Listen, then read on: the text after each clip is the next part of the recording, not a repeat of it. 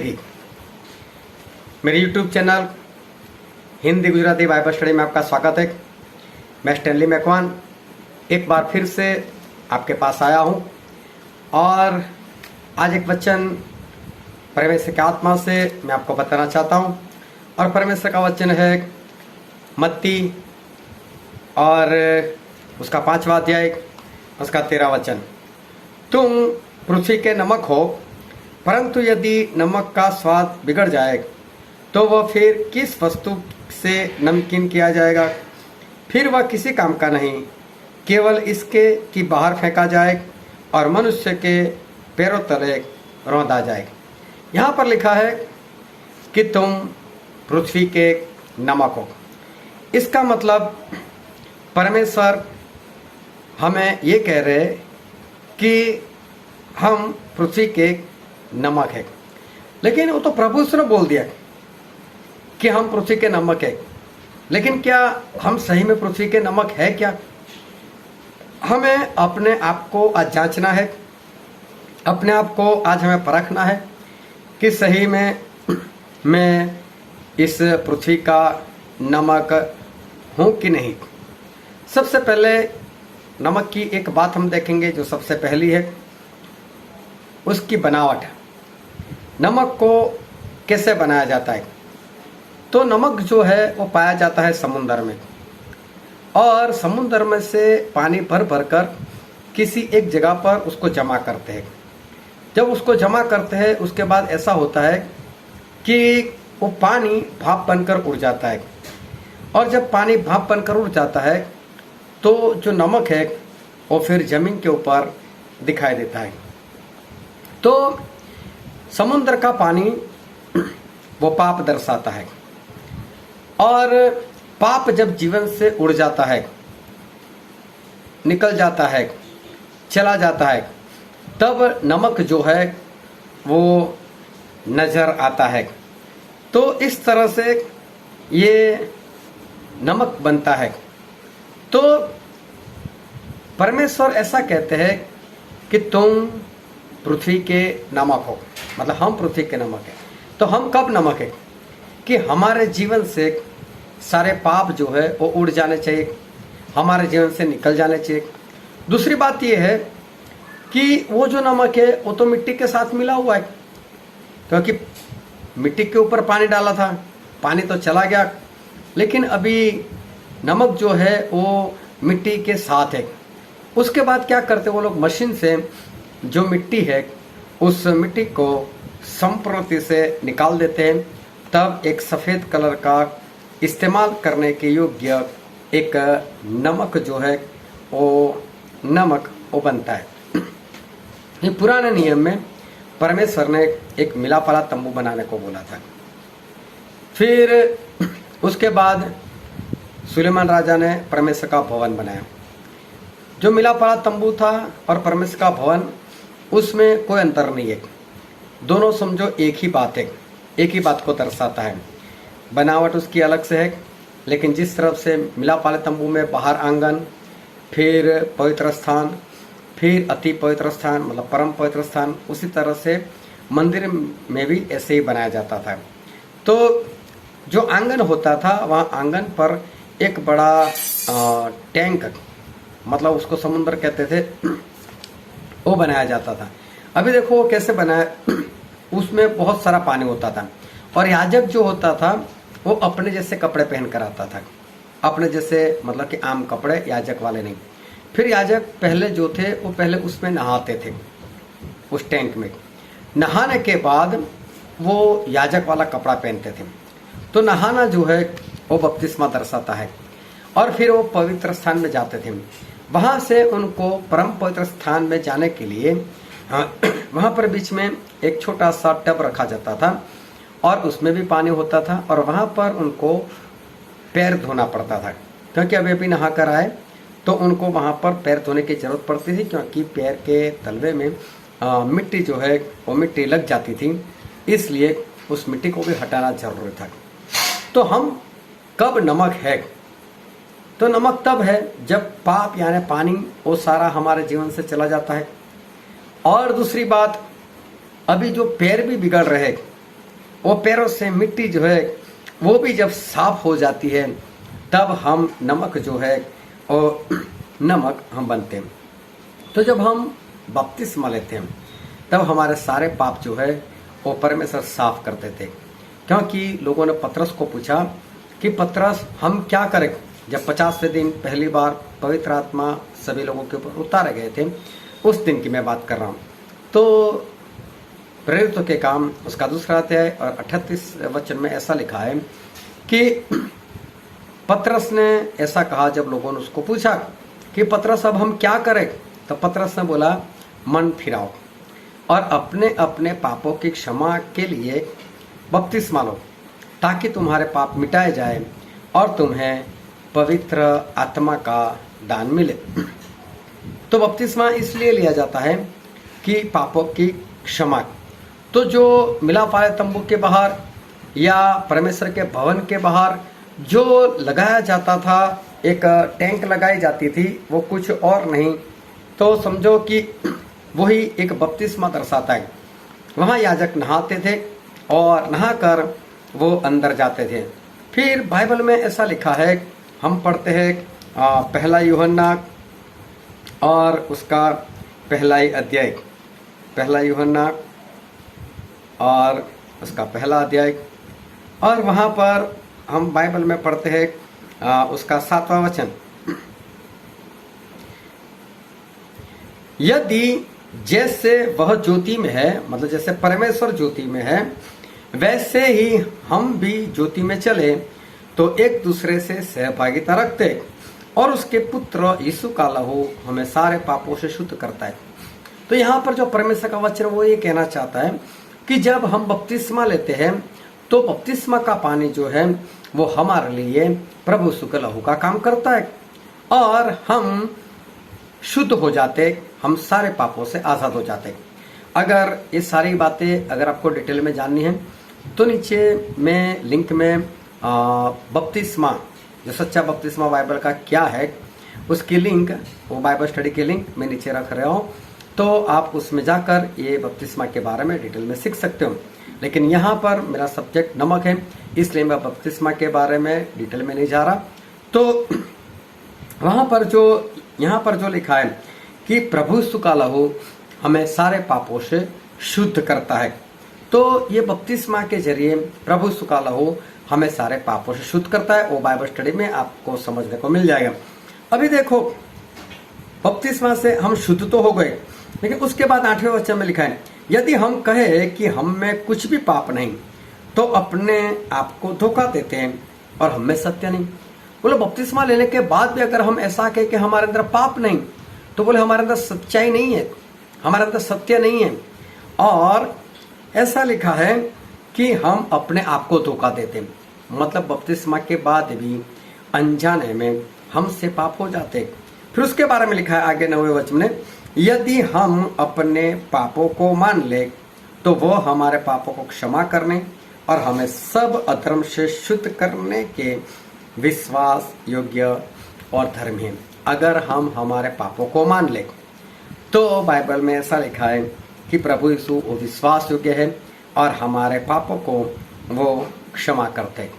मतलब पहले बपतिस्मा, उस वक्त आपने जितने भी और जैसे भी गुनाह किए, सारे गुनाहों की क्षमा बपतिस्मा से। जैसे वो याजक नहाकर कपड़े बदल कर जाते थे वैसे, लेकिन उसके बाद पैरों में तो मिट्टी आती थी। तो बपतिस्मा के बाद क्या होता है, हमसे अनजाने में कुछ गलतियां जो है वो हो जाती है। तो उस गलतियों को निकालने के लिए सिर्फ अब हमें दूसरी बार बपतिस्मा नहीं लेना है।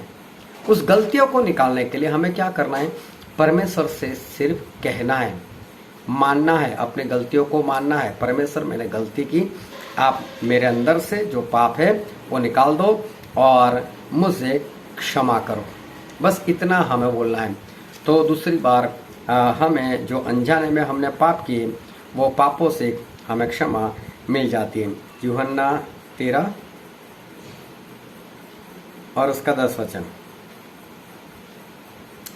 यीशु ने उससे कहा, उस वक्त यीशु मसीह चेलों के पैर धो रहे थे। तो पतरस ने ऐसा बोला कि आप गुरु होकर हमारे पैर धोते हो, लोग चाहे धोने दें, मैं नहीं धोने दूंगा। तो प्रभु ने उसको ऐसा बोला कि देख, अगर तू मुझे पैर ना धोने दे तो तेरा और मेरा कोई रिश्ता नहीं रहेगा। तो पतरस से सोचा कि रिश्ता ना रहे तो परमेश्वर ऐसा करो प्रभु, मेरे हाथ भी धो दो, मेरा सर भी धो दो। तो प्रभु ने उसको उत्तर दिया, 10वें वचन में पढ़ते हैं, यूहन्ना 13:10, यीशु ने उससे कहा, जो नहा चुका है उससे पांव के सिवा और कुछ धोने की आवश्यकता नहीं, परंतु वह बिल्कुल शुद्ध है। देखो परमेश्वर क्या कहते हैं कि अगर नहाया हुआ है तो उसको पैर के सिवा और कुछ भी धोने की जरूरत नहीं है। तो जब नमक को बनाया जाता है तो पहले पानी निकाला जाता है, फिर उसके साथ मिट्टी होती तो मिट्टी को भी निकाला जाता है। उसी तरह से परमेश्वर आज हमसे कह रहे हैं कि तुम पृथ्वी के नमक हो। तो हम नमक कब है कि जब हम बपतिस्मा लेते और हमारे जीवन से सारे पापों को निकाल देते हैं, और उसके बाद अगर मिट्टी लगती, कभी अनजाने में अगर हमसे पाप हो जाते हैं तो उस पाप को हम परमेश्वर के आगे मान लेते हैं और परमेश्वर उस पाप को हमें क्षमा करते हैं और हम नमक के जैसे बन जाते हैं। लेकिन अनजाने में किए हुए पाप, जानबूझकर अगर पाप करोगे तो उसमें आपको कोई भी क्षमा जो है वो नहीं मिल सकती, क्योंकि इब्रानियों में ऐसा लिखा है, इब्रानिया उसका 10वां अध्याय और हम पढ़ते हैं उसका 26वां वचन। यहाँ पर लिखा है, क्योंकि सच्चाई की पहचान प्राप्त करने के बाद यदि हम जानबूझकर पाप करते रहे तो पापों के लिए फिर कोई बलिदान बाकी नहीं, अब दूसरा बलिदान नहीं। हाँ, दंड का एक भयानक बाट जोना और आग का ज्वलन बाकी है जो विरोधियों को भस्म कर देगा। यहाँ पर स्पष्ट लिखा है कि जानबूझकर पाप किया तो फिर आप गए मानो। और फिर उसके 6वें अध्याय में ऐसा लिखा है, हम पढ़ते हैं इब्रानिया और उसका 6वां अध्याय और हम पढ़ते हैं उसके 4थे वचन से लेकर उसके 6 वचन तक। यहाँ पर ऐसा लिखा है, क्योंकि जिन्होंने एक बार ज्योति पाई है और जो स्वर्गीय वरदान का स्वाद चख चुके हैं और पवित्र आत्मा के भागी हो गए हैं और परमेश्वर के उत्तम वचन का और आने वाले युग की सामर्थ का स्वाद चख चुके हैं, यदि वे भटक जाए तो उन्हें मन फिराव के लिए फिर नया बनाना अनहोना है, क्योंकि वे परमेश्वर के पुत्र को अपने लिए फिर से क्रूस पर चढ़ाते हैं और प्रकट में उस पर कलंक लगाते हैं। यहाँ पर स्पष्ट लिखा है कि अगर किसी ने पवित्र आत्मा पाकर फिर जानबूझकर पाप किया तो अभी नाश है। तो हम नमक कब है कि जब हम शुद्ध किए गए हैं तो बपतिस्मा के जरिए, और उसके बाद अगर गलती से अनजाने में कहीं पर पाप हो गया तो मान लिया, तो नहीं तो हमें पापों की क्षमा नहीं मिलेगी और हम नमक भी नहीं है। क्या आप इस तरह से शुद्ध हो? अगर आप इस तरह से शुद्ध हो तो ही आप नमक हो। फिर दूसरी बात मैं बताता हूँ कि नमक जो है वो खाने को टेस्टी बनाता है। आप खाने में कितने भी मसाले डाल दो, अच्छे से अच्छा मसाला डालो, महंगे से महंगा मसाला डालो, लेकिन अगर उसमें नमक नहीं, क्या टेस्ट आएगा? बिना नमक टेस्ट नहीं आएगा। तो अगर आप नमक हो तो आपके जीवन से लोगों का जीवन टेस्टी बनना चाहिए। मतलब आप जिसके साथ संगति रखते हो, आप जिसके पास भी जाते हो, जिसके भी घर में जाते हो, वहां टेस्ट आ जाना चाहिए, लोग खुश हो जाना चाहिए आपके जीवन से। अरे वाह, ये आ गया तो कितनी अच्छी बात है। प्रभु यीशु जक्कई के घर गए, वो तो पापी था, चुंगी लेने वाला था, लेकिन देखो प्रभु यीशु वहां चले गए तो उसके जीवन में टेस्ट आ गया ना, उसका उद्धार हो गया ना। प्रभु यीशु पतरस के जीवन में आए तो मछलियां चली गई ना, उसकी बदबू चली गई ना, और देखो उसके जीवन में कैसा टेस्ट आ गया। तो हमारा जीवन जो है वो हमारा जीवन ऐसा होना चाहिए। जब पतरस करनेलियुस के घर में गए तो देखो उसके जीवन में कैसे टेस्ट आ गया, उसके जीवन में उद्धार आ गया, वहां पर पवित्र आत्मा आ गए। फिलिपुस जब सामरिया में जाते तो देखो वहां पर आनंद आ गया, टेस्ट आ गया, और बहुत लोगों ने वहां पर उद्धार पाया। क्या आप नमक हो। आप जहां पर जाते हो वहां आपकी वजह से टेस्ट आ जाता है, आप लोगों का जीवन टेस्टी बना देते हो। अगर ये बात आपके जीवन में है तो ही आप नमक हो। तीसरी बात है कि प्रभु स्वयं को कहते हैं कि तुम नमक हो, तो तीसरी बात उसकी ये है कि नमक की कभी भी तारीफ नहीं होती। नमक की तारीफ नहीं होती। अगर देखो आप किसके घर गए और वहां पर बहुत बढ़िया खाना खाया, या तो आपने किसी को खाने पर बुलाया है, आपके घर में रिश्तेदार है, आपने बहुत बढ़िया खाना बनाया, तो मालूम है आप या आपके घर आए हुए लोग क्या पूछते, कौन सा मसाला डाला,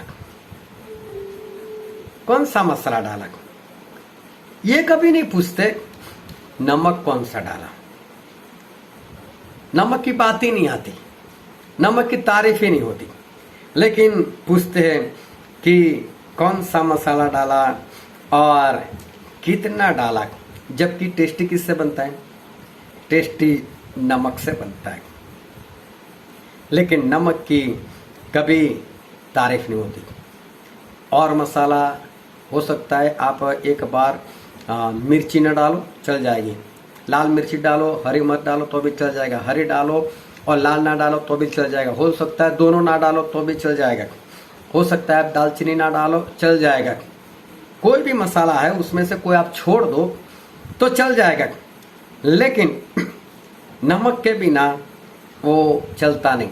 नमक तो चाहिए ही चाहिए, लेकिन फिर भी कभी भी नमक जो है उसकी तारीफ जो है उसकी तारीफ नहीं होती।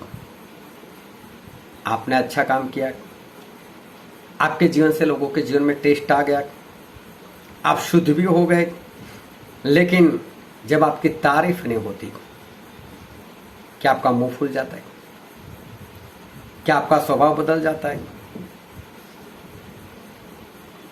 क्या ये सोचते हो कभी तो मैं खट्टा हो जाऊंगा।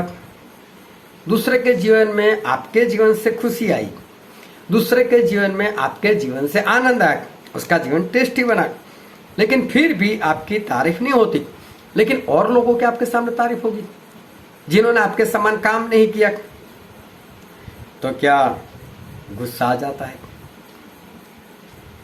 क्या वो बात आपके दिल में लग जाती है।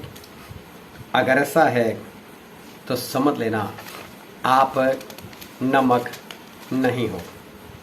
तो आप नमक नहीं हो अगर आपको बुरा लग जाता है। इतना ही नहीं, एक चौथी बात मैं बताता हूं, नमक की निंदा जरूर होती है। नमक एक ऐसी चीज है जो हिसाब से डाला जाता है। कभी भी आप कोई रसोई शो देखना तो उसमें बोलेंगे आधी spoon, full spoon, table spoon मिर्ची डालो, ये डालो, वो डालो। लेकिन जब नमक की बात आएगी तो क्या बोलेंगे, टेस्ट के अनुसार डालना है। उसमें आधी चम्मच, एक चम्मच, टेबल स्पून वगैरह नहीं चलता, वो अपने हिसाब से ही होता है, ना कम ना ज्यादा। लेकिन अगर खाने में नमक कम है तुरंत बात होगी, नमक नहीं है खाने में। अगर ज्यादा है तो फिर बात बनेगी नमक ज्यादा है। हो सकता है कई लोग तो खाना छोड़कर भी चले जाए, कितना नमक डाल दिया था। तो नमक जो होता है उसकी तारीफ तो नहीं होती, लेकिन उसकी निंदा जो है वो निंदा जरूर होती है।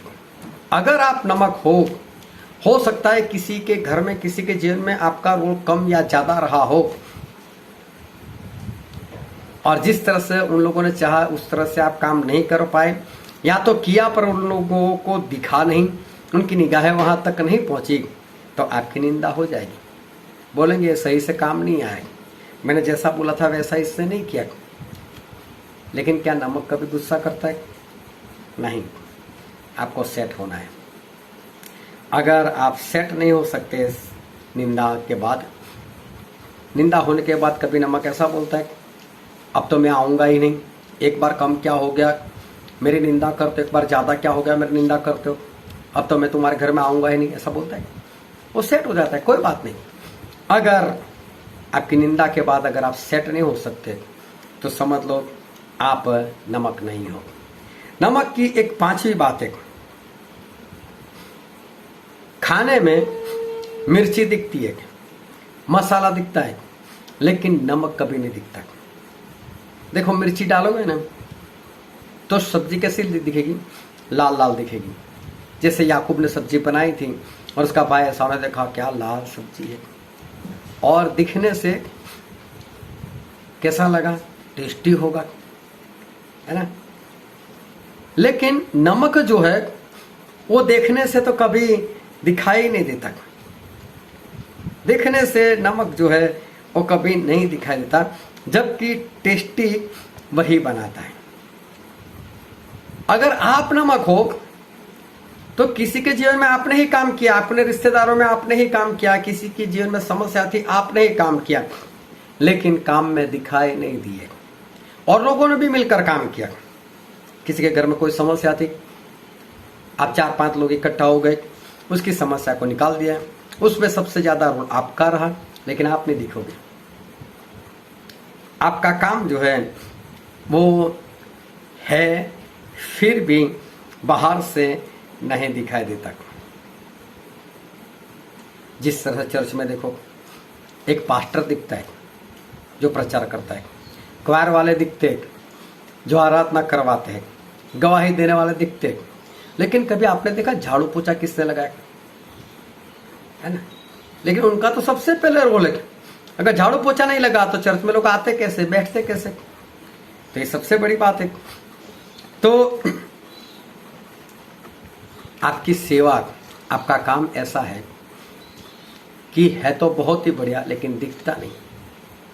लेकिन दूसरी बातें जो है वो तुरंत दिखती है। तो आपका काम दिखना नहीं चाहिए, और आप दिखाने वाले होने भी नहीं चाहिए। अगर आप दिखाने के लिए काम कर रहे हो तो समझो आप नमक नहीं हो। नमक की एक और बात, छठवीं बात, नमक सभी के घर में होता है। सभी के घर में होता है मतलब राजा महाराजा के घर में भी होता है, और झोपड़ी में भी नमक होता है। गरीब के घर में भी, धनवान के घर में भी, बीमार के घर में भी, चंगाई वाले के घर में भी। अगर आप नमक हो तो आपका स्वभाव ऐसा होना चाहिए। आप कहीं पर भी, धनवान के घर भी और आप गरीब के घर में भी जा सकने वाले होने चाहिए। आप अपनी संगति में, अपने चर्च में भी सभी के साथ मिलकर रहने वाले होने चाहिए। आपके जीवन में पक्षपात नहीं होना चाहिए। आप सभी के साथ घुलने मिलने वाले होने चाहिए। प्रभु यीशु और सिमोन कोढ़ी जो फरीसी था उसके घर में भी जा सकते थे, लाजर के घर भी जा सकते थे, मरियम के घर में जा सकते थे, तो चुंगी लेने वाला जक्कई के घर भी जा सकते थे। पतरस की सांस को बुखार आया तो वहां पर भी जा सकते थे। वो कहीं पर भी पक्षपात नहीं करते थे। अगर आपके जीवन में पक्षपात है तो समझो आप नमक नहीं हो। नमक की एक और बात, सातवीं बात, नमक सड़न को रोकता है, सड़ाहट से बचाता है। नमक देखो कीटाणु का नाश कर देता है। कई लोग तो ऐसा करते हैं, घर में जब चींटी निकलती तो वहां नमक डाल देते हैं, सारी चींटियां भाग जाती है। तो नमक जो है वो कीटाणु नाशक है, वो कीटाणु को नाश करता है। और नमक प्रिजर्वेटिव है, मतलब संभालने के लिए काम आता है। अगर आपको पता ना हो तो एक बात बता दूं, जो पीसी हुई मिर्ची या मिर्ची का पाउडर जो होता है ना, उसमें नमक मिला होता है। मिर्ची में भी एक बार कीटाणु हो सकते हैं, लेकिन नमक में नहीं। नमक जो है वो मिर्ची में भी कीटाणु को रोकने के लिए उसको मिर्ची के पाउडर के अंदर भी डाला जाता है। चीज़ देखो, बटर देखो, उसमें नमक होता है ताकि वो जल्दी से वो बिगड़ ना जाए। वो सड़ाहट को, सड़न को वो रोकता है। और बाइबल में एक वचन हम पढ़ते हैं, और मत्ती रचित सुसमाचार और उसका 15 अध्याय, मत्ती 15, और हम पढ़ते हैं उसका 19 वचन। क्योंकि बुरे विचार, हत्या, परस्त्रीगमन, व्यभिचार, चोरी, झूठी गवाही और निंदा मन ही से निकलती है। ये सब मन में रहता है और ये सब हृदय से निकलता है। एक वचन और मैं पढ़ता हूँ जो है गलातिया में, गलाती उसका 5वां अध्याय और उसका 19, 20 और 21 वचन। और देखो यहाँ पर क्या लिखा है, शरीर के काम प्रकट है, अर्थात व्यभिचार, गंदे काम, लुचपन, मूर्ति पूजा, टोना, बैर, झगड़ा, ईर्षा, क्रोध, विरोध, फूट, विदर्भ, डाहा, मतवालापन, लीला, क्रीड़ा और उनके जैसे और काम, इनके विषय में मैं तुमसे पहले कह देता हूँ, ऐसे पहले भी कह चुका हूँ कि जो कोई ऐसा काम करता है वो स्वर्ग में नहीं जा सकता। देखो ये सारे काम क्या है, हमारे अंदर हमको नाश में लेकर जाता है, हमें खत्म कर देता है। लेकिन अगर हम नमक है तो ये सारे कीटाणु भाग जाते हैं, ये सारे कीटाणु है। अगर हम नमक है तो ये सारी बातें हमारे जीवन से चली जाती, इसका नाश हो जाता है। आप नमक तभी हो जब ये सारी बातों से आप आजाद हो चुके हो। फिर नमक की एक और बात है, 8वीं बात है, नमक नमकीन बनाता है और नमकीन खाने के बाद प्यास लगती है। मतलब नमक जो है वो प्यास लगाता है। जब प्रभु यीशु उस सामरी स्त्री से बात करते थे तो प्रभु यीशु ने ऐसा कहा कि मुझे पानी पिला। वो स्त्री कहती है हमारा तेरा कोई रिश्ता नहीं, मैं तुझे कैसे पानी पिलाऊं। तब यूहन्ना 4:10 में ऐसा लिखा है, प्रभु यीशु ने उस स्त्री से कहा यदि तू परमेश्वर को जानती, परमेश्वर के वरदानों को जानती और तेरे साथ जो बात कर रहा है उसे तू जानती तो तू उसके पास पानी मांगती और वो तुझे जीवन जल देता। मतलब प्रभु यीशु ने ऐसा कहा कि तू मेरे पास मांगती ना तो मैं तुझे जीवन जल देता। प्रभु यीशु कहते हैं मैं जीवन जल हूं। फिर प्रकाशित वाक्य उसका 19वां अध्याय और 13 वचन, और वहां पर लिखा है उसने, मतलब प्रभु यीशु ने लहू से छिड़का हुआ कुर्ता पहना है और उनका नाम परमेश्वर का शब्द है। तो प्रभु यीशु परमेश्वर का शब्द, मतलब वो तो बाइबल है। फिर यूहन्ना 6:35 में लिखा है, प्रभु यीशु ऐसा कहते हैं कि मैं आसमान से आई हुई रोटी हूं। मतलब प्रभु यीशु ही रोटी, प्रभु यीशु ही पानी और प्रभु यीशु ही शब्द।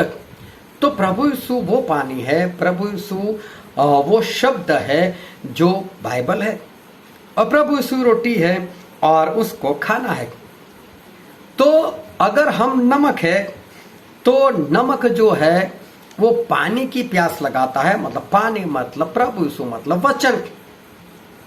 हमारा जीवन ऐसा होना चाहिए कि हम किसी को मिले तो उससे वचन की भूख लगनी चाहिए, उसको वचन की प्यास लगनी चाहिए। हमारी बातें कुछ इस तरह से होनी चाहिए कि उससे वचन की भूख लग जाए कि इसके पास इतने वचन हैं, ये मुझे वचन से सिखाता है, लाओ अब मैं भी पढ़ता हूँ, उससे भी प्यास लगनी चाहिए। अगर हम नमक है तो लोगों को नमकीन बना देते हैं और उसको पानी की प्यास लग जाती है। प्रभु यीशु ने एक बार कहा, मैं पढ़ लेता हूं आपके लिए, और वो है यूहन्ना रचित सुसमाचार और उसका 7वां अध्याय और उसका 37 से लेकर 39।